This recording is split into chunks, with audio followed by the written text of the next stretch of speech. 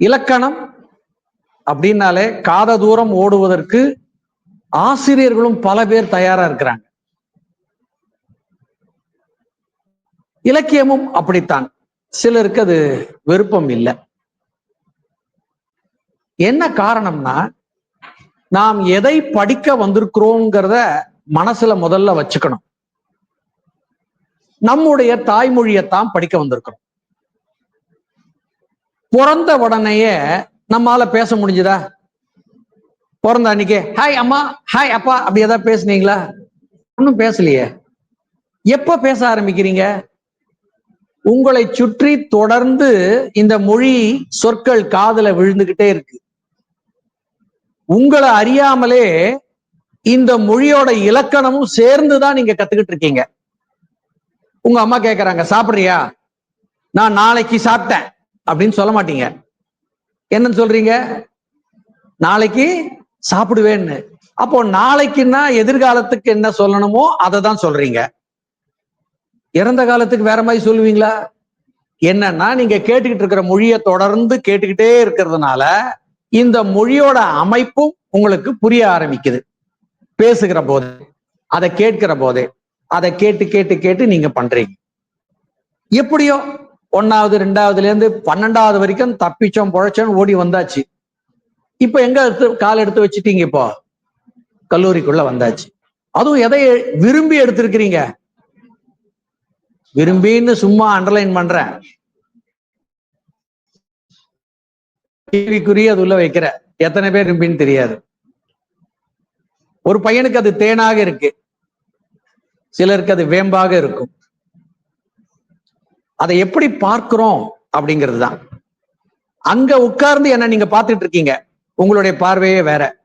இங்க இருந்து நான் அத்தனை பேரையும் பார்க்கிறேன், அப்ப என்னுடைய கோணமும் வேற.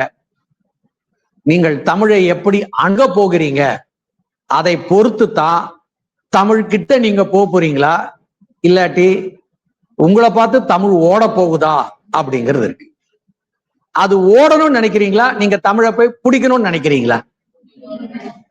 அதுக்கு நீங்க விரும்பாம வந்தாலும் சரி, விரும்பியே வந்தாலும் சரி, என்னுடைய மூச்சு இனிமே தமிழ் அப்படின்னு நினைச்சீங்கன்னா தான் தமிழ் நீங்க ஒரு அடி எடுத்து வச்சா அது 100 அடி எடுத்து உன் முன்னாடி வந்து நிற்கும்.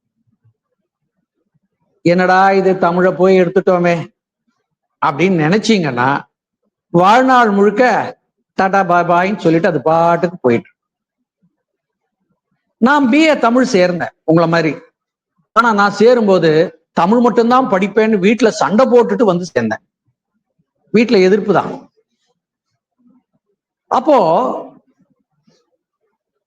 எல்லாரும் கேட்ட கேள்வி என்னன்னா, என்ன படிக்கிறேன்னு கேட்டா நான் பிஏ தமிழ் அப்படிம்பேன். தமிழா? உங்களை எத்தனை பேர் கேட்டிருப்பாங்க இப்படி? கேட்டுட்டு ஆமா தமிழ் தான். என்னோட உறவினர் ஒருத்தர் கேட்ட போது என்னை இப்படிதான் அவமானப்படுத்துற மாதிரி கேட்டாரு. தமிழா படிக்கிற அப்படின்னு கேட்டாரு. தமிழ் தான் படிக்கிறேன். ஏன் பிகாம் கிடைக்கலையா? எனக்கு கேட்டது பிஎஸ்சி கிடைக்கலையா? என்னென்னவோ கேட்டாங்க. நான் திரும்ப அவர்கிட்ட கேட்டேன், உறவினர்கிட்டயே, உங்க பையன் என்ன படிக்கிறான்னு. எக்கனாமிக்ஸ் படிக்கிறான். அது ரொம்ப பெருமையா சொன்னாரு. எக்கனாமிக்ஸா? காமர்ஸ் கிடைக்கலையா அப்படின்னு கேட்டேன். ஏன்னா பிகாம் கிடைக்காதவங்க தான் எக்கனாமிக்ஸ்குள்ள போவாங்க. அவருக்கு கோவம் வந்துச்சு. என் பையன் எக்கனாமிக்ஸ்னா ரொம்ப பிடிக்கும், ரொம்ப ஆர்வமா சேர்ந்தான். ஏங்க அதே போல நான் தமிழ்ல ஆர்வமா சேரக்கூடாதா? எனக்கு பிடிக்காதா அப்படின்னா அவருக்கு அது வருத்தமா போயிடுச்சு நான் அப்படி கேட்டதுக்கு. ஏன்னா என் மொழியை நான் படிக்கிறேன் ஆர்வத்தோட வந்து என்னை என்ன மாதிரி ஒரு கேள்வி கேட்டு அவமானப்படுத்தணும்னு நினைச்சார். நான் திரும்ப கேட்ட உடனே எங்க அப்பாட்ட போய் ரொம்ப புலம்பினார். எங்க அப்பா எனக்கு சொன்னது ஒண்ணு, பாரு, வேலை வாய்ப்பை நோக்கித்தான் எல்லாரும் போறாங்க. பிஏ தமிழ் படிச்சா வேலை கிடைக்குமாங்கிறதெல்லாம் உத்தரவாதம் இல்லை. ஆனா அதெல்லாம் ஒண்ணும் கிடையாது. ஒழுங்கா படிச்சுட்டா இருக்கும். ஒழுங்கா படிச்சுட்டா இருக்கும். நாம அதை எப்படி படிக்கிறோம்? அதனால எங்க அப்பா என்ன பண்ணாரு, வேற வழி இல்லாம அவர் ஒத்துக்கிட்டார் நான் தமிழ் படிக்கிறதுக்கு. அதனால கூடவே சில உறுதிமொழியும் வாங்கிக்கிட்டாரு. எனக்கு தெரியாது, நீ தமிழோட நிக்க கூடாது, வேற மொழிகளையும் படிக்கணும்னாரு. அதனால பிரெஞ்சு மொழியை நான் படிக்க வச்சார். எல்லாம் நான் பிஏல இருந்து எம்ஃபில் முடிக்கிறதுக்குள்ள பிரெஞ்சு, ரஷ்யன், ஜப்பானிய மொழி கூடுதலா நான் படிச்சேன். நீங்க தமிழோட நிக்காம வேற மொழிகளையும் படிக்கணும். அதுக்காக இத சொல்றேன். அந்த மொழிகளை படிக்கிற போதுதான் தெரியுது, தமிழை விட எளிமையான மொழி வேற இல்லை நான் பார்த்த வரைக்கும். இந்தியும் படிச்சா கொஞ்சம் பள்ளிக்கூடத்துல உண்டு, இங்கிலீஷும் படிச்சாச்சு, கூடுதலா வேற மொழி. இதெல்லாம் பார்க்கிற போது மிக எளிய மொழியாக எது இருக்கு? தமிழ். என்னன்னா அந்த ரகசியத்தை நீங்க தெரிஞ்சுக்காமலே போயிடுறீங்களேன்னு ஒரு வருத்தமா இருக்கு. அதுக்குள்ள பிஏ முடிச்சிருவீங்க, அதுக்குள்ள வேற வழி இல்லைன்னு எம்ஏ சேர்ந்துருவீங்க, அதுக்குள்ள எம்ஃபில் முடிச்சிருவீங்க. இப்படியே போனா எப்பதான் கத்துப்பீங்க அந்த மொழிய? அப்போ இந்த மொழியை அணுகுவதற்குன்னு சில வழிமுறை இருக்கு. எப்போ அந்த வழிமுறையை புரிஞ்சுக்கிறீங்களோ தமிழ் எளிதாக தெரியும். விளங்குதுங்களா? இப்போ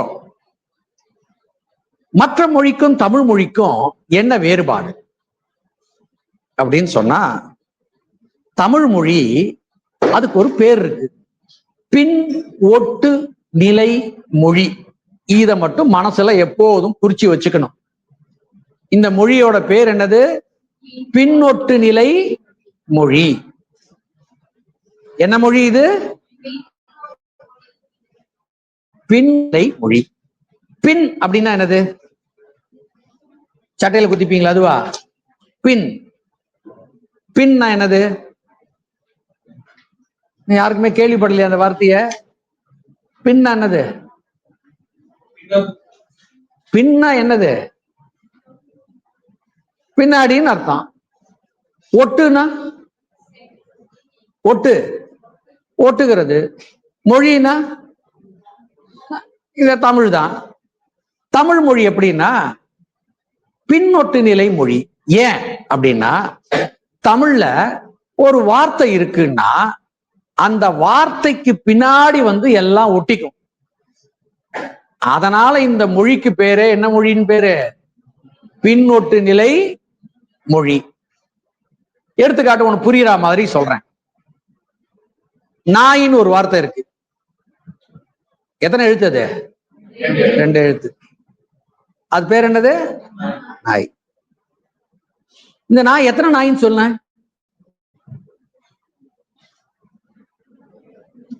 எத்தனை நாய் சொன்ன? 1, 2, 5, 10? எவ்வளவு சொன்ன? 1 தானா? எப்படி கண்டுபிடிச்சீங்க 1 தானே? அப்ப நிறைய இருந்தா அந்த கல்லு எங்க வந்து சேர்ந்திருக்கு? நாய்க்கு பின்னாடி வந்து ஒட்டிக்கிச்சா? இப்படிதான் இருக்கும் தமிழ். இப்ப பாரு, ஐயின்னு ஒரு வேற்றுமை உறுப்பு இருக்கு. பள்ளிக்கூடத்துல படிச்சிருக்கணும் வேற்றுமை உறுப்புனா என்னன்னு. வேற்றுமை உறுப்பு என்னென்ன? ஐ, ஆல், கு. அப்ப பின்னாடி வந்து ஒட்டிக்குதா? இப்ப நாய் அதோட கல்லு வந்து ஒட்டிச்சு. இப்ப இதோட வேற்றுமை உறுப்பு ஐய சேரு, இப்ப என்ன ஆகும்? நாய்களை. இப்போ நாய் தனி, கல்லு தனி, ஐ தனியாவா எழுதுற? என்ன பண்ற? ஒரு வார்த்தைக்குள்ள வந்துருச்சா? இப்போ ஏ அப்படிங்கிறது சேர்த்துக்கிற. இப்ப என்ன ஆகும்? நாய்களையே வந்து ஒட்டிக்கிச்சா? இப்போ அதோட தான் அப்படிங்கறத சேர்த்துக்க. நாய்களையே தான் வந்து ஒட்டிக்கிச்சா? இதோட ஆ ஒரு வினா கேள்வி, வினாவை கொண்டவர. இப்ப ஆ, இப்ப என்ன ஆகும்? பாரு, எல்லாம் வந்து ஒட்டிக்குது பாரு. தமிழ்ல எப்போதுமே பின்னாடி வந்து ஒட்டிக்கிறது தான் இந்த மொழியோட இயல்பு. புரியுதா? இப்போ நீ பார்க்க போறது அத்தனையுமே எப்படி பார்க்கணும் அப்படின்னா, இப்படி பாக்கெட்ல போட்டுக்கிறேன், கீழே தடுக்காம இருக்க. வாத்தியார் எடுத்துன்னு போறாருன்னு நினைச்சுக்காதீங்க, சரியா? தடுக்கி விட்டுறக்கூடாது. இது பின்னாடி வந்து ஒட்டிக்கொள்கிற ஒரு மொழி. நீ படிக்க போறது எல்லாமே அப்படித்தான் இருக்க போகுது. இத புரிஞ்சுக்கிட்டா எளிதா தெரியும். இப்ப நான் ஒரு வார்த்தையை சொல்றேன், நாய்களையே தானா. இது ஒரு வார்த்தையா, பல விஷயங்கள் சேர்ந்த ஒரு வார்த்தையா? அப்ப இது எப்படி எல்லாம் பிரிக்கலாம்? நாய், கல்லு, ஐயு, ஏ, தானு, ஆ இத்தனையா பிரிச்சு பார்க்க முடியுமா இல்லையா?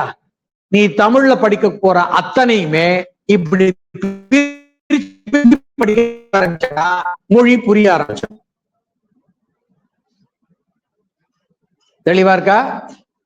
இப்ப உதாரணத்துக்கு அது பெரிய வார்த்தையா இருந்தாதான் ஒட்டிக்கும், புரிஞ்சுக்கும், பிரிக்கணும் அப்படிலாம் கிடையாது.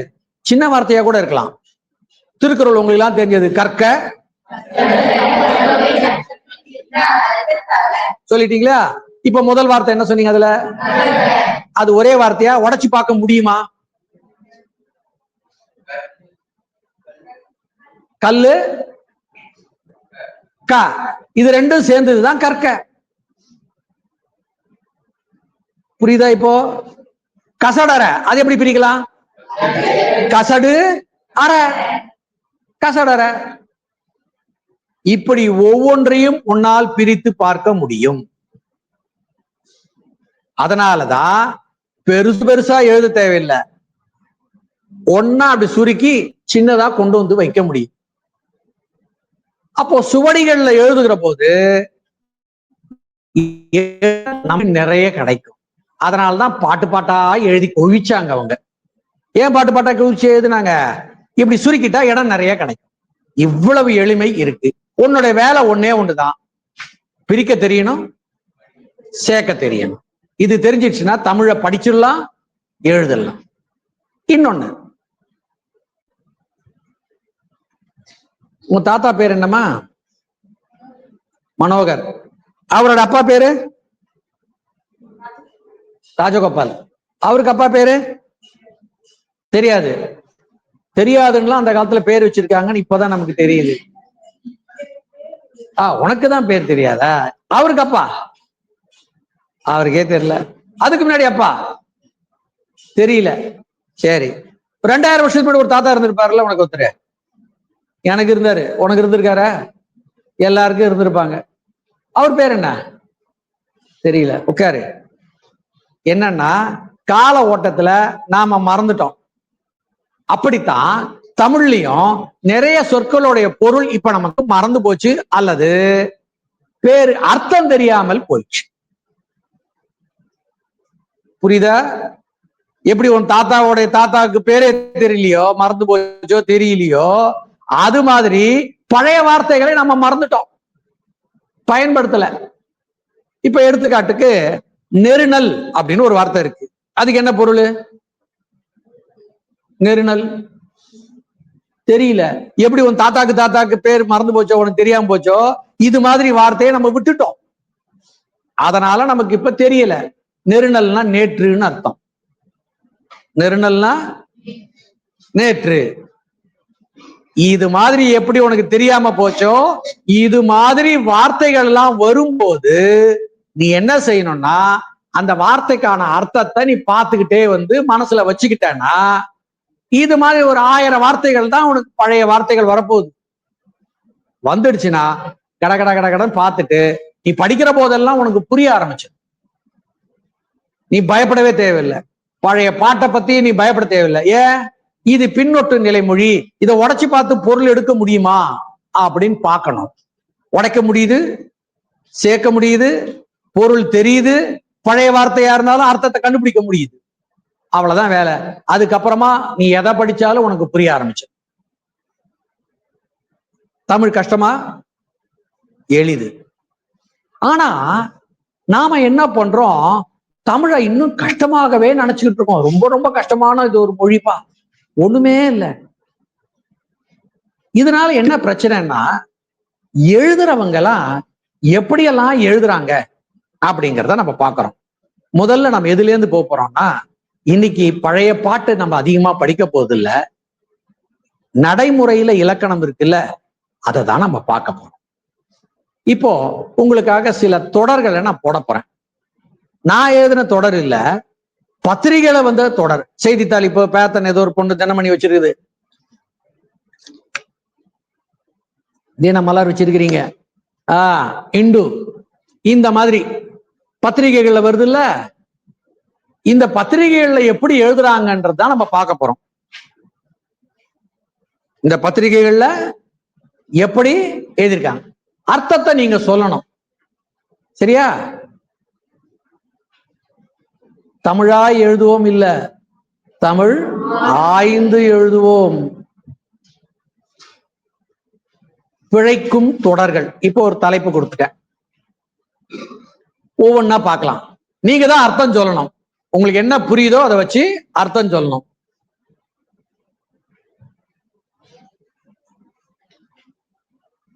என்ன போட்டிருக்கு? என்ன பொருள் இதுக்கு?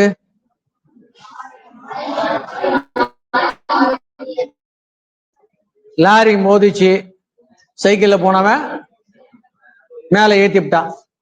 இத உள்ள படிச்சா தெரியும். பட்டம்புதூர் காலனியை சேர்ந்தவர் தர்மர், கூலி தொழிலாளி. இவரும் சண்முக வடிவேலும் சைக்கிளில் விருதுநகர் சாத்தூர் ரோட்டில் உள்ள பூசாரிப்பட்டி விளக்கில நேற்று போயிட்டே இருந்தாங்க. பின்னாடி வந்த ஒரு லாரி வேகமாக மோதியதுல அந்த இடத்துல பலி. அதான அர்த்தம்? புரிஞ்சு போச்சா? நான் சொல்ல, நீங்க புரிஞ்சுக்கிட்டதை நான் சொல்றேன். இதான புரிஞ்சுக்கிச்சு?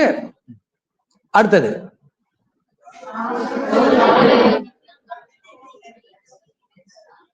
அர்த்தம் புரிஞ்சிருச்சா? என்னடா சாவு நியூஸா போட்டுருக்கிறானேன்னு பாக்குறீங்க. அர்த்தம் புரியுதான்னு பாக்குறேன். படிக்க போறீங்களா செய்தித்தாள்லாம்? புரிஞ்சிருச்சு, சந்தேகம் இல்லையா?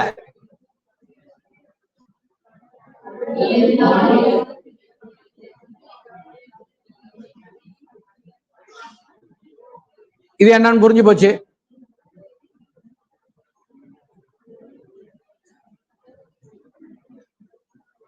கடவுள் புண்ணியத்தால எரிஞ்சிருக்க வீட்டுல இருந்து தப்பிச்சிட்டேன். பெண் கண்ணீர் மல்க பேட்டி, இதெல்லாம் பத்திரிகையில வருது. இப்போ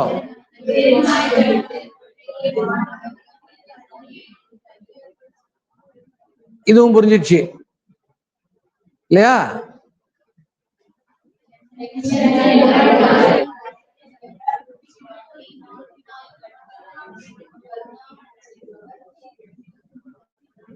பொருள் புரிஞ்சிடுச்சு. இன்னும் ஒண்ணு பார்த்துடலாமா?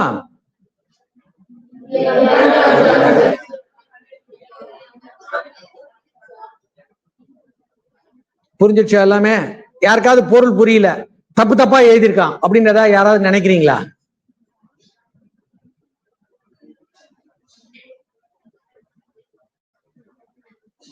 சரியா இருக்கா தப்பா இருக்கா?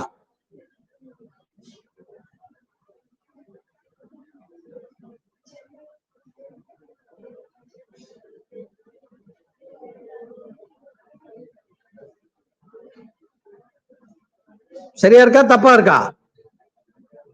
தப்பா இருக்கா? என்ன தப்புமா? எனக்கு சரியா தெரியுது, உங்களுக்கு எப்படி தெரியுதுன்னு பார்க்கலாம் தான். படிக்க தெரியுதான்னு பார்க்கதான். சரியா தானே இருக்கு தம்பி? சரியா தானே இருக்கு?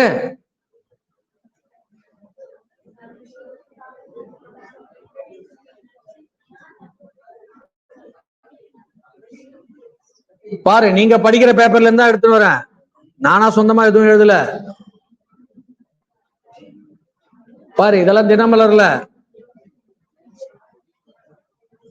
எல்லாம் சரியா தானே இருக்கு? முடிஞ்சிச்சா? அப்பா, 1 மணி நேரம் ஒரு கிளாஸ் முடிச்சிட்டேன். சரியா இருக்குல்ல? பிழை இருக்கா? யார் சொன்னது பிழைன்னு? பிழை இருக்குன்னா நீங்க தான் சொல்லணும் பதில். எனக்கு தெரியல, சரியா இருக்கிற மாதிரி எனக்கு தெரியுது. யாருக்காவது பிழையா தெரிஞ்சா சொல்லுங்க, நான் திருத்திப்பேன். இப்போ எல்லா பத்திரிகைகளையும் இப்படிதான் வருது செய்தி. கொஞ்சம் யோசிச்சு பார்க்கணும். இனிமே நீ தொடர் படிக்கிற போது வேற மாதிரி யோசிக்கணும். அதுக்குதான் இது. என்ன தலைப்பு கொடுத்திருக்கிறான்? லாரி மோதி சைக்கிளில் சென்றவர் பலி. யோசிச்சு பாரு, லாரி மோதி சைக்கிளில் சென்றவர். லாரி மோதின அப்புறம் எப்படி அவன் சைக்கிள்ல போவான்?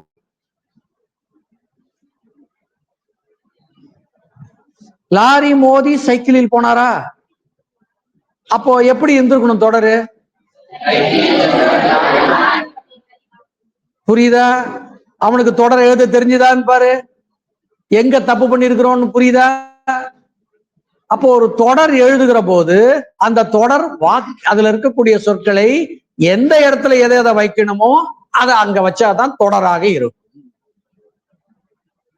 சைக்கிளில் சென்றவர் லாரி மோதி பலி.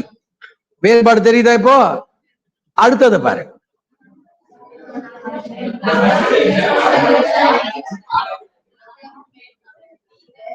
இப்ப இவன் எழுதினபடி பார்த்தா சாலை விபத்துல அவன் தங்கம் வென்று இருக்கிறான். சாலை விபத்துக்கு எவனாவது தங்கம் பரிசு கொடுப்பானா? அப்ப எப்படி இருந்திருக்கணும் இந்த தொடரு? தங்கம் வென்ற நீச்சல் வீரர். நாம யாராவது கவனிக்கிறோமா பாரு தொடர? அவன் ஏதோ எழுதுறான், நாமளும் அப்படியே போயிட்டு இருக்கிறோம். இப்ப இத பாரு,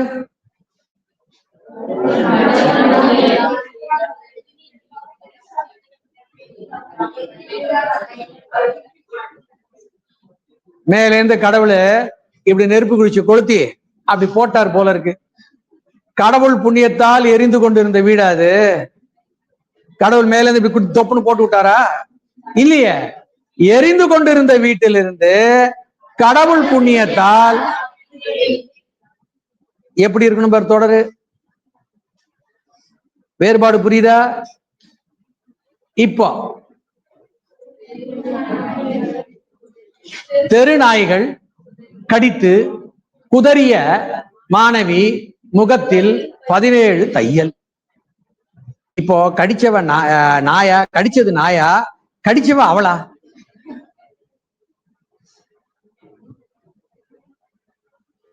இப்போ தெருநாய்கள் கடித்துன்னு விட்டுரு, இல்ல தெருநாயை மட்டும் எடுத்துரு. இப்ப என்ன பொருள் இருக்கும்? கடித்து குதறிய மாணவி முகத்தில் 17 தையல். அதான சொல்ல வர? யார் அந்த கடித்து குதறியது? திருநாய்கள். எப்படி வரும் அது தொடரு? உயர்ந்த நிலை இருக்குது, அகிர நிலை இருக்குது. ஒரு தொடரை எப்படி எழுதணும்னு அவனுக்கு தெரியல. எழுதின பத்திரிகை பேர் தினமலர். அடுத்து தினகரன். இந்த பத்திரிகை எப்படி இருக்கு? ஒரு நாயோட பேரு பிட்புல். ஒரு நாய்க்கு தான் பேரு. அல்சேஷன், டார்மேன் அப்படிலாம் பேர் வைக்கிறாங்கல்ல நாய்க்கு, அந்த மாதிரி. இப்ப பாரு, சென்னை குமரன் நகரில் தடை செய்யப்பட்ட பிட்புல் நாய் கடித்து. அப்போ அந்த பிட்புல் நாயை எங்க மட்டுமே தடை பண்ணிருக்கிறாங்க, அப்ப மத்த ஊர்ல எல்லாம் தடையே பண்ணலையா? புரியுதா உனக்கு தொடரு? அப்ப எழுதுறவன் எப்படி எழுதுறான்? அப்ப நீ இனிமே தொடர் எழுதினா எப்படி எழுதணும்? அடுத்ததை பாரு.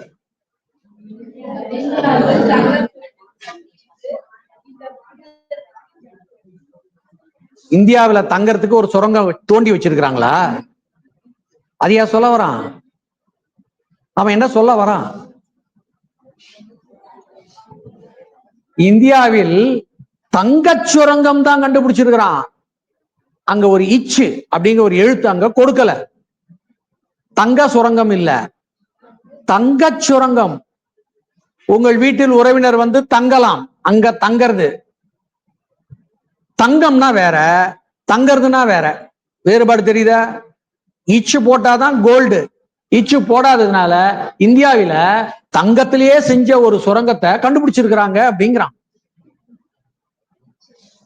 என்ன சொல்றது அவன? அடுத்தது பொறுப்பு துறப்பு. இதுல பொறுப்பு துறப்புன்னு வரணும். அந்த இத்துங்கிற எழுத்து போடல. அதெல்லாம் போடணுமான்றது அப்புறமா பார்க்கலாம், ஏன் போடணும்னு. இக்காணொலியில் வரும் புகைப்படங்கள். இப்போ நிறைய பேர் புகைப்படம் புகைப்படம் எழுதுறாங்க. இந்த வார்த்தையை உருவாக்குற போது அப்ப போட்டது. ஆனா சரியா எழுதணும்னா ஒளிப்படம்னு எழுதணும். போட்டோக்கு போட்டோன்னா ஒளின்னு அர்த்தம். ஒளிப்படம்னு எழுதணும். காணொளிகள் அனைத்தும் சமூக ஊடகங்கள் மூலம் பெறப்பட்டன. காணொளிகள் பன்மையில இருந்துச்சுன்னா, புகைப்படங்கள் எல்லாம் பன்மையில இருந்தா பன்மையில முடிக்கணும். சரி, அதை பின்னாடி பார்ப்போம். கீழே பாரு. தனியார் மெடிக்கலில் ஊசி போட்ட கூலி தொழிலாளி பலி. இதுவும் பலி கேஸா இருக்குது. இப்ப இவர் ஊசி போட்டாரா, இவர் ஊசி போட்டுக்கிட்டாரா? எழுதுனது எப்படி இருக்கு? ஊசி போட்ட. இவர் ஊசி போட்டாரா, செடி போயிட்டாராம். அப்படியா இருக்க முடியும் தொடரு?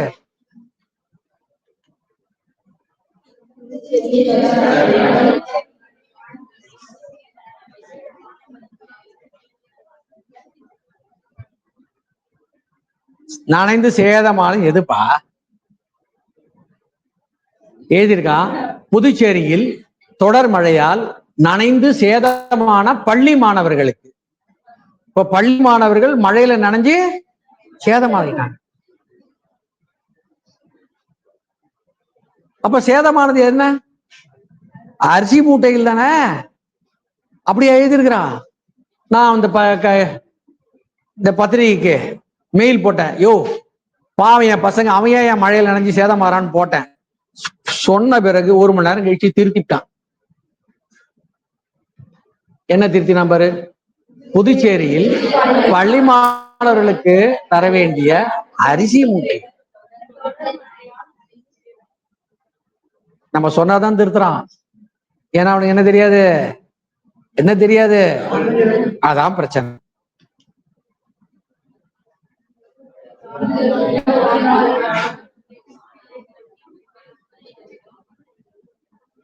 இருபத்தாறு ஆண்டுக்கு பின்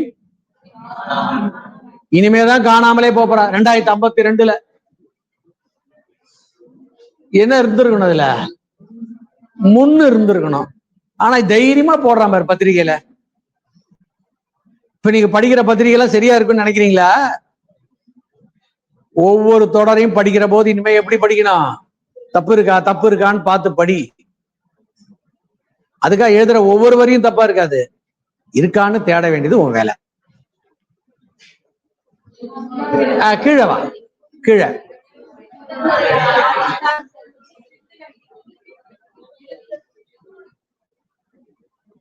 சிந்து நதி நீர் இப்பதான் முதல்ல போகுதா? முதல் முறையாக பாகிஸ்தானுக்கு போகுதான். தொடரை மாத்தி அமைச்சா தானே சரியா இருக்கும். இவனுக்கு வேற வேலையில என்ன தானோ போட்டுனே இருக்கணும். அப்புறம் மெயில் அவனுக்கு இது ஏதாவது பிரச்சனை தெரியுதா?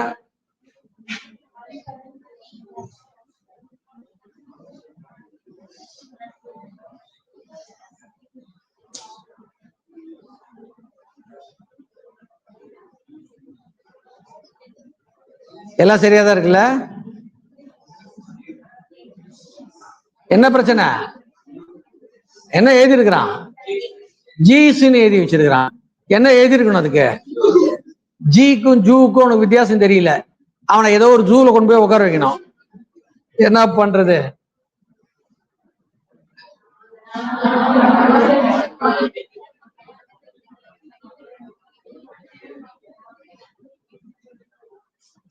நான்கு மாடி 4 அடுக்கு மாடி கட்டடம் இடிந்து விபத்து. இதுல ஏதாவது பிழை இருக்கா?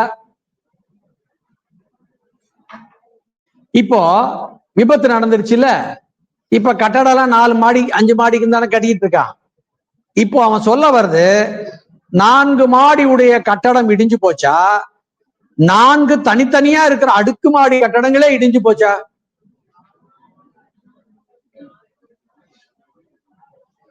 4 அடுக்குமாடி கட்டடம் இடிஞ்சிச்சா, 4 மாடி இருக்கக்கூடிய அடுக்கு கட்டடம் இடிஞ்சு போச்சா? அடுக்ககம்.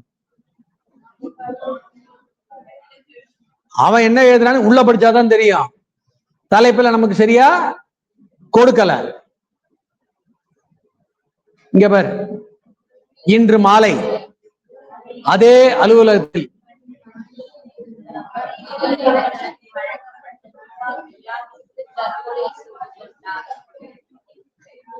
அவருக்கு திடீர்னு கொடுத்தாங்களா வச்சுக்கோன்னு. பணியிருந்த அவர் தனக்கு வழங்கப்பட்ட துப்பாக்கியால் திடீரென சுட்டு தற்கொலை செய்து கொண்டார்னு வரணும். திடீரென வழங்கப்பட்டேங்கிறான். கூப்பிட்டு இருந்தாப்பா தற்கொலை பண்ணிக்கொண்டு கொடுத்தாங்களா? என்ன எழுதுறான்? சரி.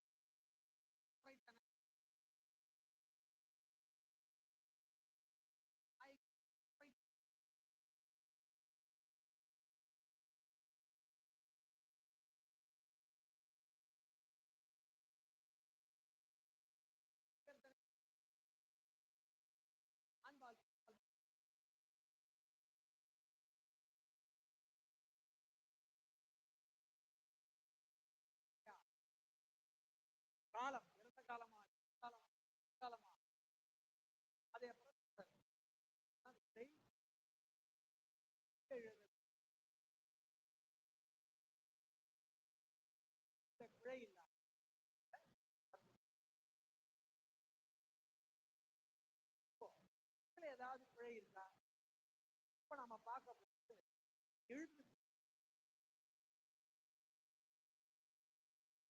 நானே வட்டம் போட்டுட்டாங்க.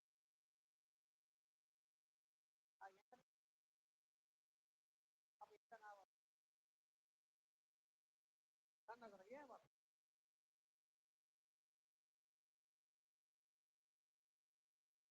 உறுப்பினர்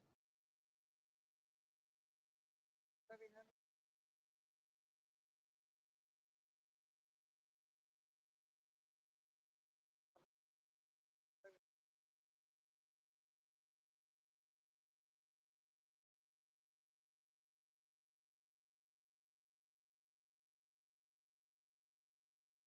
ஆளுநர்கள்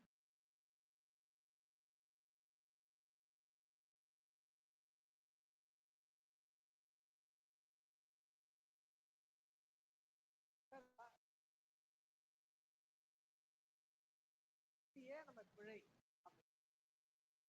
அதுக்கு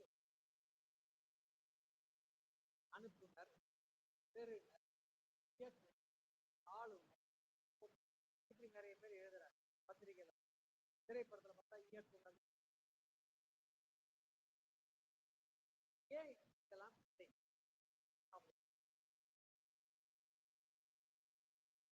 இதுதான் ஏன் இப்படி எழுதினா சரி அதுவும் பார்க்கணும்ல. இப்போ எந்த இடத்துல இந்த இந்து அரு அரு அரு அரு நம்ம மரியாதை கொடுக்கிற முதல்வரை பார்த்து என்ன சொல்லு, முதல்வர் தான் சொல்லுவேன். அது பல பேரா அவருக்கு மரியாதை கொடுக்கிற ஒரு 2000 வருஷத்துக்கு படி அரு போட்டா நிறைய பேர். இன்னைக்கு அருகள் போட்டாதான் நிறைய பேர் ஆயிடும். அன்னைக்கு அரு போட்டாலே நிறைய பேர். இன்னைக்கு அரு போட்டா மரியாதை. இப்போ அனுப்பு இந்த வார்த்தை இருக்கா, அடுத்த வார்த்தைக்கு என்ன வார்த்தை இருக்கு, பெரு, அப்புறம் ஓட்டு, அப்புறம் அப்புறம் இதெல்லாம் சொல்லும் போது என்ன பொருள் இருக்கு?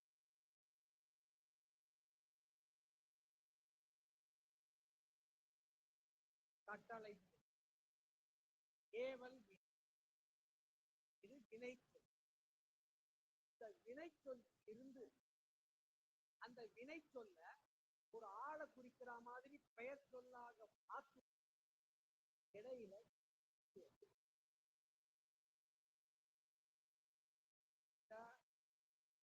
உறவினர் அங்கேயே வரல. உறவு அப்படிங்கிறது பெயரா புரியா? உறவு உறவு உறுப்பினர் உறுப்பு பெயர் சொல்.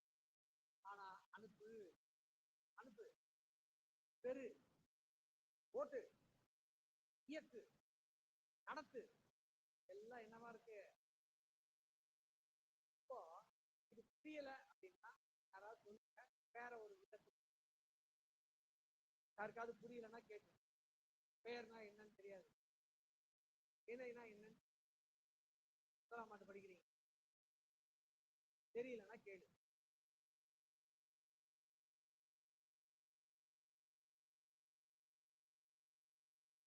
யாரும் கேட்கலன்னா பொருள் தெரியும். அப்ப அடுத்து வேகமா போயிடும்.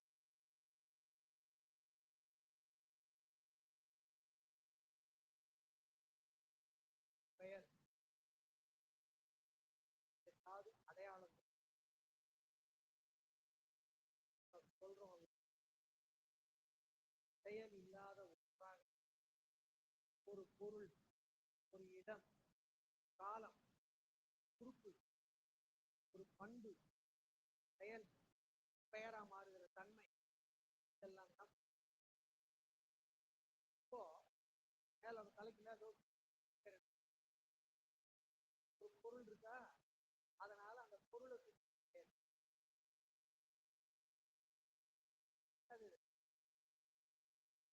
ஒரு உருப்பத்தி பேர் வச்சு பேர் வச்சு இன்னொரு விதத்துல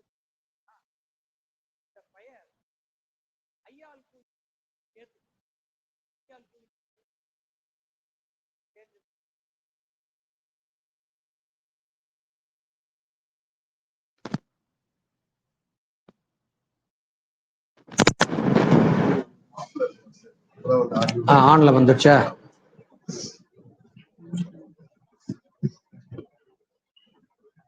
இப்போ உறவு, உறவை, உறவினால், உறவுக்கு, இப்படி வேற்றுமை உறுப்பு வரும். கை, கையை, கையால், கைக்கு, இப்படி வேற்றுமை உறுப்பு வரும். எதெல்லாம் வேற்றுமை உறுப்பு வருதோ அதெல்லாமே பெயர். அது எல்லாமே. இப்போ இதுல அனுப்பு, அனுப்பை, அனுப்பால், அனுப்புக்கு, இப்படி எல்லாம் வராது. ஆனா இதெல்லாம் ஒரு செயலை சொல்றது, அதனால வினை. இப்படி வினை சொல் வந்தா இந்து போடணும். என்ன போடணும்? இந்து. சரியா? இப்ப பாரு, அனுப்புங்குது வினைச்சொல், அருங்குது மரியாதை காட்டுகிற பால் காட்டும் விகுதி. இதுல இந்துங்குது வினை சொல்ல பெயராக மாற்றத்துக்கு வந்த ஒரு இடைநிலை. இடையில வந்து சேர்றதுனால இடைநிலை. அப்படித்தான் வரும். அறிஞன் எப்படி வந்திருக்கு? அரின்னு ஒரு வினை சொல்லு, அருங்கிற ஒரு விகுதி, இஞ்ச் அப்படிங்கிறது ஒரு இடைநிலை. ஓதுவான், கோவில்ல ஓதுறாங்கல்ல, ஓது வினை, இவ்வுங்கிறது ஒரு இடைநிலை, ஆண்கிறது பால் காட்டுகிறது. எப்படி இஞ்சு இவ்வுன்னு இடையில வந்து சேருதோ அதே போல இந்துங்கிறது வந்து இடையில சேர்ந்தது. அதனால அந்த இதுக்கு பேரு பெயர் இடைநிலை. எப்போ இந்த பெயர் இடைநிலை வரும்? இது மாதிரி ஒரு வினை வந்தால் வரும். ஞாபகத்துக்கு வச்சுக்க. பெயருக்கும் வரும், கலைஞன் அப்படின்னா வரும். மற்றபடி இது இடையில வந்து சேரும். இப்ப பாரு, உறுப்பினர், விருந்தினர், ஊரினர், இதெல்லாம் என்னன்னு கேட்டா உறுப்புங்குது பெயர் சொல்லு, அதே போல அரு பால் காட்டு விகுதி, அதுல இன்னு வருது, சாரியை, அதனால வரும். இன்னும் என்னது? அடுத்த முறை பார்த்தனா வினை வருதா பெயரா இருக்கான்னு பாரு. வினை வந்தா இந்து போட்டு எழுது, வினை வரலன்னா இது போல சாரியை போட்டு எழுது. இப்ப பாரு, எங்கேயாவது பிழை தெரியுதா? ஏதாவது பிழை இருக்கா? இப்போ இதுல என்ன எழுதியிருக்கிறாங்க? நிறைய பேர் எழுதுறாங்க, அது சுவற்றில் எழுதக்கூடாது. இந்த சொல் எதிலேருந்து பிறந்தது? சுவற்றில்ங்கிறது ஒரு பின்னொட்டு. அப்ப இதை பிரிச்சா என்னவா பிரிக்கலாம்? முதல் வார்த்தை என்னவா பிரியும்? சுவர். சுவரோட வேற்றுமை உறுப்பு இல் சேர்ந்தா சுவர் கூட்டல் இல் என்னவாக இருக்கணும்? அவ்வளவுதான் இருக்கணும். சுவற்றில்னு தப்பா எழுதுறேன். புரியுதா? அப்ப சுவர் கூட்டல் இல்லு சுவரில், இப்படி இருக்கும். சுவற்றில் எழுதுறது தப்பு, பேசுறதும் தப்பு. நால்வர், அப்படி எதை எழுதுவ? நால்வரில். கேட்பவர், கேட்பவரில். அப்போ இரோட இல் சேர்ந்தா ரில், இப்படிதான் வரணுமே தவிர இட்ரில்லாம் வராது. அப்ப இருக்கு அப்புறம் இல்லு சேர்ந்தா எப்படி வரும்ன்றத மட்டும் பார்த்து வச்சுக்கோ.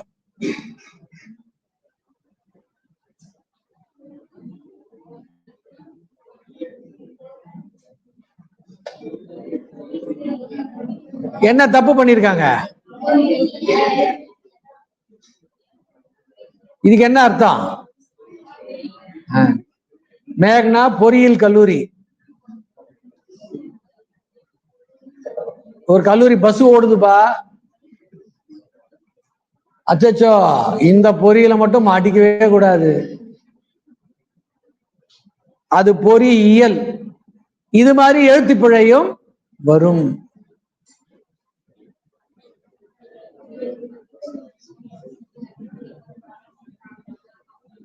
எல்லாம் யூடியூப்ல வருது, தினத்தந்தி டிவி நினைக்கிறேன்.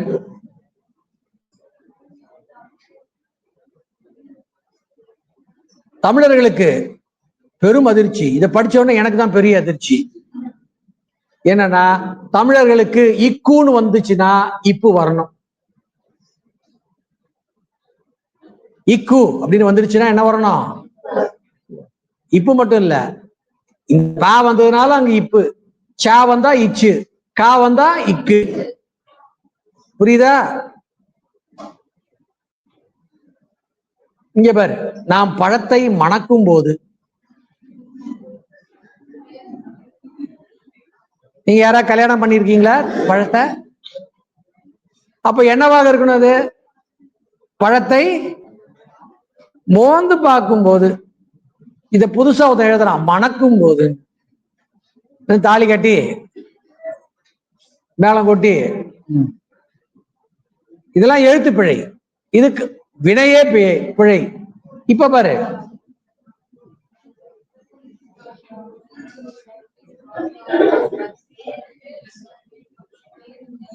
இது உங்களுக்கு பிழை கண்டுபிடிக்கிறது கஷ்டம், நான் சொல்லிடுறேன்.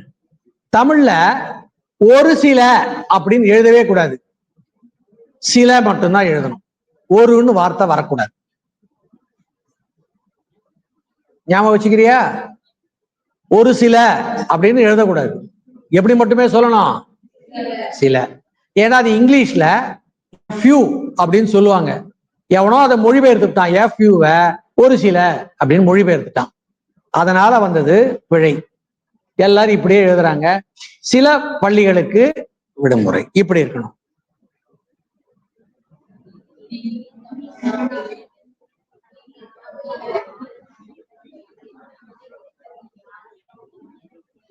கொடுத்தது அப்படிங்கிறது உயர்திணையா அகிரிணையா? அப்ப எதுக்கு யாரு? அவ்வளவுதான். உயர்திணையில இருக்கணுமா அகிரிணையில இருக்கணுமான்னு பாரு. கொடுத்தவர் யார்? இப்போ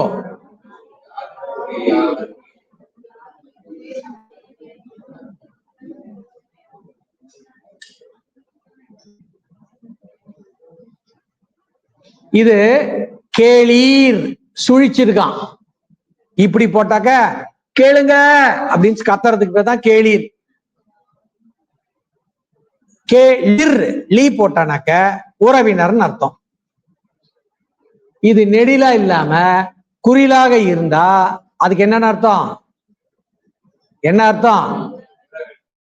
உறவினர்னு அர்த்தம்.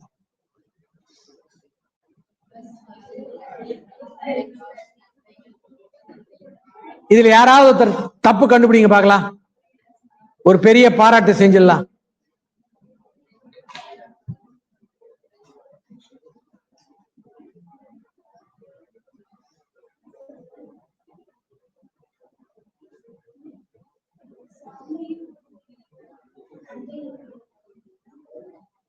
சந்தை சந்தை கூடுவதில்லையா? ரெண்டும் சரிதான்.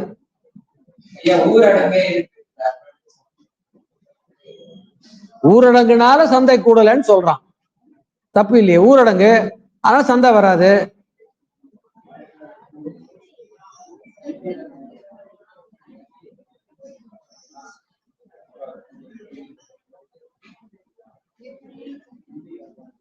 யாரும் கண்டுபிடிக்க மாட்டீங்கன்னு எனக்கு தெரியும்.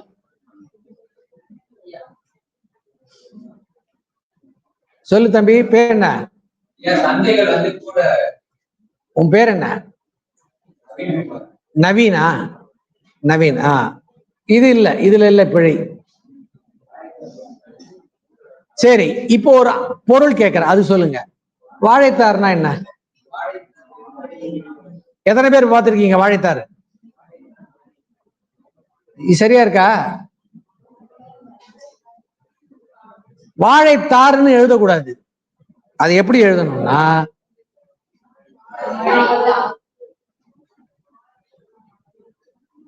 புரியுதா? வேறுபாடு புரியுதா? இப்போ இதுக்கு வாழைத்தார்னு போட்டா என்ன தெரியுமா அர்த்தம்? தமிழ்ல தார் அப்படின்னா என்னது? மாலைன்னு அர்த்தம். இனி நம்ம வெறும் மாலைன்ற வார்த்தையை தான் பயன்படுத்துறோம். பழைய காலத்துல தார்னா மாலை. இப்ப வாழைத்தார்னா என்ன அர்த்தம்? வாழைப்பழத்தை மாலையா போட்டிருக்கான். பிள்ளையாருக்கு போட்டிருக்கானா அனுமாருக்கு போட்டிருக்காரான்னு தெரியல. அப்ப அது எப்படி எழுதணும்? வாழை தாரு. எங்கேயாவது பாத்தீங்கன்னா தப்பா எழுதியிருக்கான் பார் அப்படின்னு யோசி. இப்போ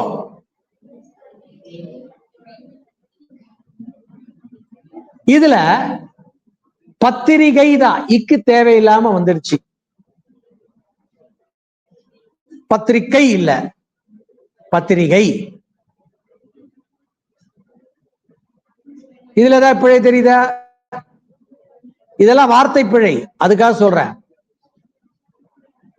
ஊரணிகள்லாம் என்னது? அது ஊர் அணி இல்ல. அணினா அணிந்து கொள்ளுதல். இது ஊர் உணி, ஊரே சாப்பிடுற நீர், அதுக்கு பேர் ஊர் உணின்னு பேரு. ஊருக்கு பொதுவா ஒரு குளம் இருக்குமா? யார் வேணா தண்ணி எடுத்துக்கலாம்ல குடிக்கிறதுக்கு, அது ஊருணி. ஊருக்கே பொதுவா ஒரு ஏரி இருக்கா, அதை குடிக்க தண்ணி எடுத்துக்கிறாங்களா, அதுக்கு ஊருணி. ஊர் அணி இல்ல, ஊர் உணி. உணினா சாப்பிடுறது, உண்.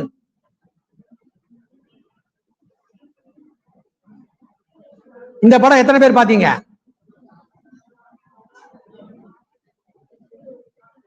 நான் இந்த படம் பார்த்துட்டேன், இத பார்க்கல. இத பார்த்துட்டேன். இந்த படம் வரும்போது எனக்கு உங்க வயசு, பார்த்துட்டேன். உங்க வயசுல இந்த படம் வந்திருக்கும், பார்த்திருக்கணும். பிழை இருக்கா? நவீன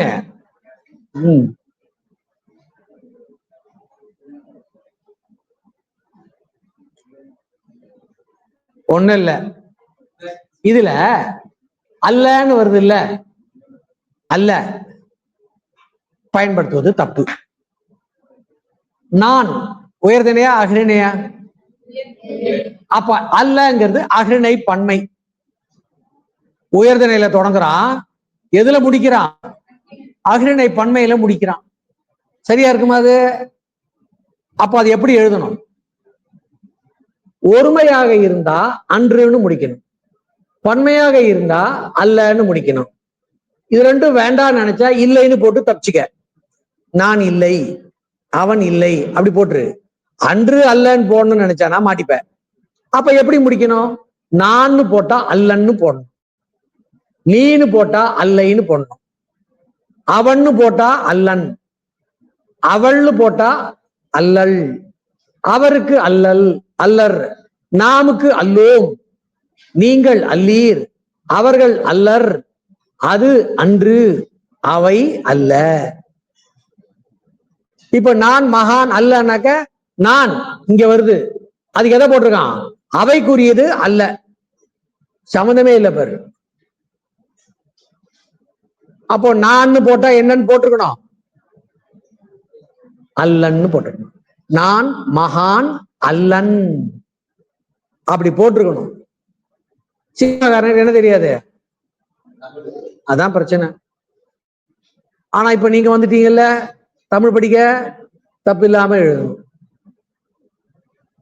இப்போ இது இப்படிலாம் உண்டா அப்படின்னு கேட்டா, சங்கரா காலேஜ்ல படிக்கிறீங்க, இந்த பாட்டு உங்களுக்கு மனப்பாடமா தெரியணும். இதோ அவன் சிவன் பாட்டை பாடினான் நவீன், சிவாய நமன்னு சொல்லிட்ட. இந்த பாட்டை படி. இன்று எனக்கு அருளி இருள் கடிந்து உள்ளத்து எழுகின்ற ஞாயிறே போன்று நின்ற நின் தன்மை நினைப்பற நினைந்தேன், நீ அலால், நீ அலால் பிரிது மற்று இன்மை சென்று சென்று அணுவாய் தேய்ந்து தேய்ந்து ஒன்றாம் சிவ திரு பெருந்துறை சிவனே ஒன்றும் ஒன்றும் நீ பாரு.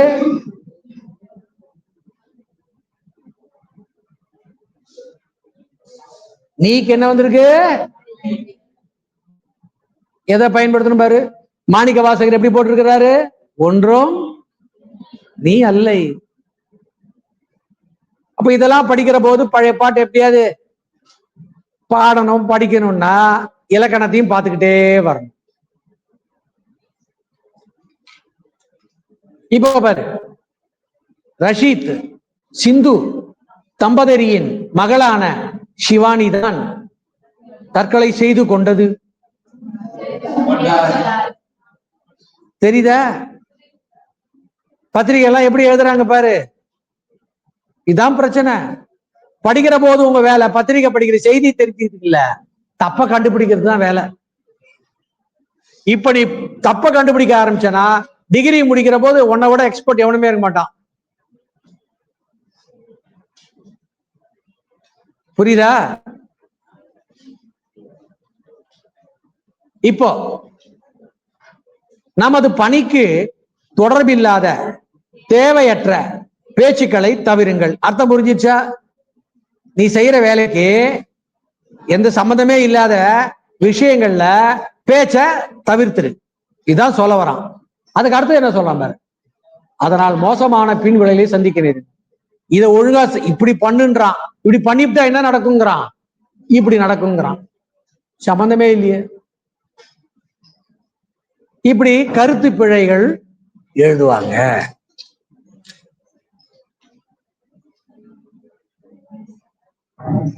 இதுல பாரு, 2 வது 8 21. இதுல ஏதாவது பிழை தெரியுதா? என்ன பிழை தெரியுது? இந்த 21 நம்பர் போட்டியா? 2 நம்பர் போட்டிருக்கியா? 8 நம்பர் போட்டிருக்கியா? அதை எப்படி எழுதணும்? இப்ப பாரு, டிசம்பர் 19 இல்லு. ஆனா இப்படி எழுதிட்டா அது எப்படி சரியா எழுதணும் பாரு. 2 வதுன்னு எழுதுறது தப்பு, 2வதுன்னு எழுதணும். 8ம் தேதி இல்ல, 8ஆம் தேதி. 21 இல்ல, 21ஆம். 2ல் தப்பு, 2 இல்லு. இனிமே நீ எழுதும் போது எப்படி எழுதணும்னு பாரு. என்ன புரியுதா? எழுதி வச்சுக்க, குறிச்சு வச்சுக்க, பலமுறை பாரு, மனசுல பதியும். இப்போ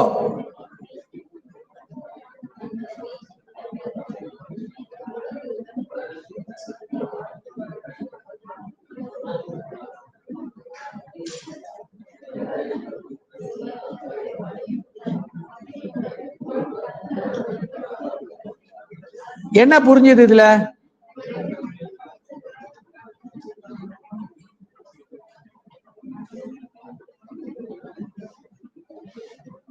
வேற ஒண்ணும் இல்ல. நீங்க நோட் புக்ல எழுதுவீங்க, இந்த எழுதும் போது கடைசியில இடம் இருக்காது, அதனால அதை உடைச்சு என்ன பண்ணுவீங்க, அடுத்த வரைக்கும் கொண்டு போவீங்க. அப்படி உடைக்கிற போது தப்பு தப்பாவும் உடைச்சு வைப்பீங்களே. இப்ப இவன் என்ன சொல்றான், குரங்குகள் அருந்துவதை வழக்கமாக பார்ப்பேன் இருக்கணும்.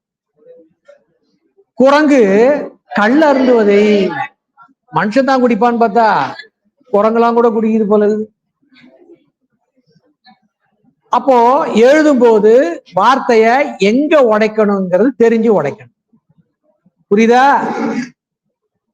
இப்படி இருந்திருக்கணும். பிரிச்சு எழுதுறதுனால வந்த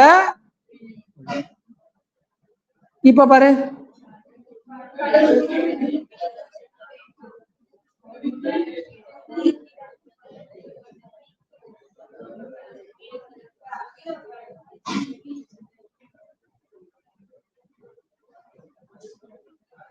இது யாரும் கண்டுபிடிக்க மாட்டீங்கன்னு எனக்கு தெரியும். யாராவது கண்டுபிடிச்சீங்கன்னா பரிசு, முதுகுல 4 அடி, அதான் பரிசு, பாராட்டு.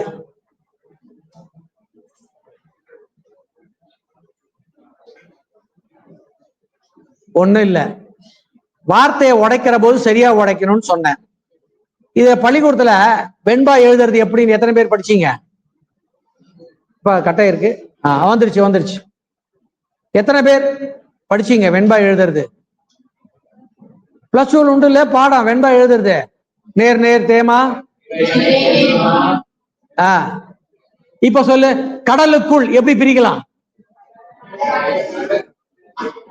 கடலுக்குள்ங்கிற வார்த்தை எப்படி பிரிக்கலாம்? கட லுக் குள். மீன் எப்படி பிரிக்கலாம்? அப்படியேதான். பிடிக்க பிடிக் கச். செல்ல ல. வேண்டாம். அப்புறமா கொந்தளிக்கிறது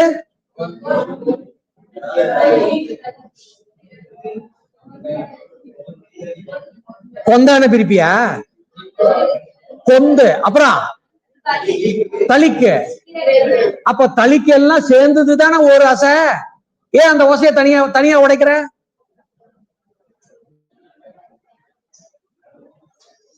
அப்ப நீ உடைச்சா எப்படி இருக்கணும்? வேணும்னு ஒழுங்கா முன்னாடி கொண்டு வரணும் கொந்தைய. அப்படி கொண்டு வரலையா, கொந்து வரைக்கும் வச்சுட்டு ஒரு ஐஃபனை போட்டு தளின்னு பிரிக்கணும். தேவை தனியா லீய தனியா பிரிக்க கூடாது. புரியுதா? அப்போ உடைக்கிற போதும் பார்த்து உடைக்கணும்.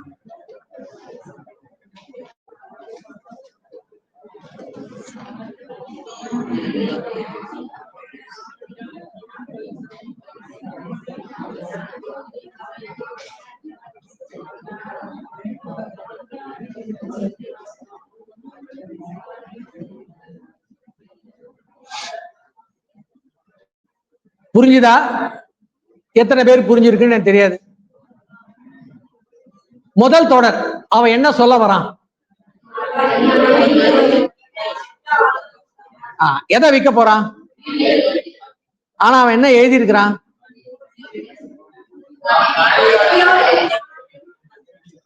பொண்டாட்டியோட எதை விற்க போறான்? எவனா வாங்கி பண்ணாத. அட பாவி, உனக்கு கஷ்டமா இருக்கு அவளை வச்சு சோறு போடுறதுக்கு. புரியுதா? அவன் வீட்டை விற்க, ஆனா எழுதுறது எப்படி எழுதிருக்கிறான்?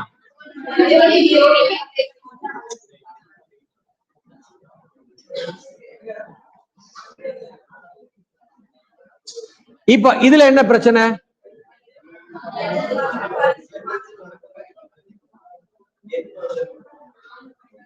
சரி, இதுல அவள் மாமியார் வீட்டுக்கு சென்றாள். யார் போனது? யார்ப்பா போனாங்க? மருமகள் போனாளா? இப்போ ஒண்ணு ஒண்ணா பார்க்கலாமா? இப்போ அது அப்படிங்கிற வார்த்தைய அஹ்ரிணைக்கு தான் பயன்படுத்தணும். உயர்தனைக்கு அது வரக்கூடாது. எப்படின்னு பார்க்கலாம். இப்போ எனது கால் அப்படின்னு போடலாம். சரியா? சரி. ஏன் சரின்னா, காலுங்கிறது அஹ்ரிணை, அவனது கை, கைங்கிறது அஹ்ரிணை, அவளது வீடு, வீடுங்கிறது அஹ்ரிணை. இப்படி வர்ற வார்த்தைலாம் அஹ்ரிணையாக இருந்தா அது வரலாம். இப்போ உயர்தனை வந்துடுச்சுன்னா என்ன வரணும்? மகன் உயர்தனையா அஹ்ரிணையா? அப்போ அது வரக்கூடாது. அது இல்லாம என் அதோட நிக்கணும், அது வரக்கூடாது. அவன் அப்படியே நிக்கணும். அவனது மனைவின்னு எழுதக்கூடாது, அவன் மனைவின்னு தான் எழுதணும். அம்மா உயர்தனை தானே, அதனால அவள் அம்மா தான் எழுதணுமே தவிர அவனது அம்மா அப்படின்னு எழுதக்கூடாது. புரியுதா? இன்னும் ஒன்னே ஒண்ணு முடிச்சுட்டு விட்டுறேன், ஏன்னா அதோட தொடர்ச்சி. இப்போ இப்போ ஒரு தொடர பாரு, அதுவே தொடர மாட்டேங்குதே. வந்துருச்சு. அவள் மாமியார் வீட்டுக்கு சென்றாள். யாருக்கும் தப்பு தெரியல. இப்ப நான் சொல்ல போறேன், அப்போ உனக்கு அது புரியும். நான் எந்த இடத்துல நிறுத்துறேனோ அதுக்கேத்த மாதிரி பொருள் மாறும் பாரு. அவள் மாமியார் வீட்டிற்கு சென்றாள். இப்ப போனவ யாரு? அவள் மாமியார் வீட்டிற்கு சென்றாள். இப்ப போனது யாரு? அவள் மாமியார் வீட்டிற்கு சென்றாள். இப்ப அவளும் போல மாமியாரும் போல யாரோ போயிட்டாங்க. இப்ப பாரு, அவள் மாமியார் வீட்டிற்கு சென்றாள்னா போனவ யாரு? அவள். இப்ப நான் ஸ்ட்ரெஸ் கொடுக்கிறேன், மாமியாருக்கு கொடுத்துட்டா போனவ யாரு? அவள் மாமியார் வீட்டிற்கு சென்றாள். அது யாரு? யாழினி போனாலோ, முனியம்மா போனாலோ, கன்னிமா போனாலோ, யாரோ போனா. ஐயா வணக்கம். இப்ப விளங்குதா? இதை எப்படி எழுதணும் அப்படின்னா, எங்க நம்ம தெளிவா காட்டணுமோ, இது மாதிரி அவள் தன் மாமியார் வீட்டுக்கு இந்த தன் போட்டுட்டா போனவள் அவள் அப்படிங்கிறது புரிஞ்சிடும். இப்போ அவள் மாமியார் தன்னு இங்க கொடுத்துட்டானா போனவன் மாமியார்னு தெளிவாயிடும். இப்போ அவள் மாமியார் வீட்டிற்கு யாழினி சென்றாள் இப்படி போட்டா குழப்பம் இல்லாம இருக்கும். முதல்ல அவள் மாமியார் வீட்டுக்கு போனானாக்க யாருன்னு படிக்கிறவங்களுக்கு குழப்பம் இருக்கும். இப்ப குழப்பம் இல்லாம வரணும்னா ஒரே ஒரு வழிதான் இருக்கு. இப்ப டீ பிரேக் போயிட்டு வந்துருங்க.